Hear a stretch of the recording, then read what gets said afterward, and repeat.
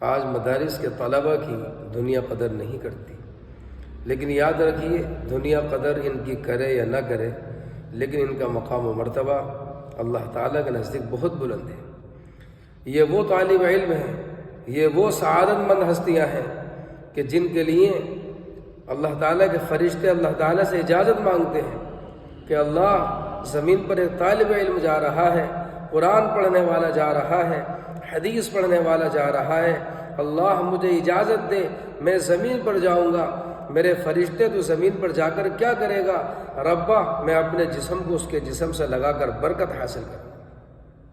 آج وہ طالب علم ہماری نظروں میں حقیر ہو گئے، نعوذ باللہ۔ عالم اور طالب علم کا حقیر ہو جانا ایسا ہی ہے جیسے جناب رسول اللہ ہماری نظروں میں گر جائے، نعوذ باللہ۔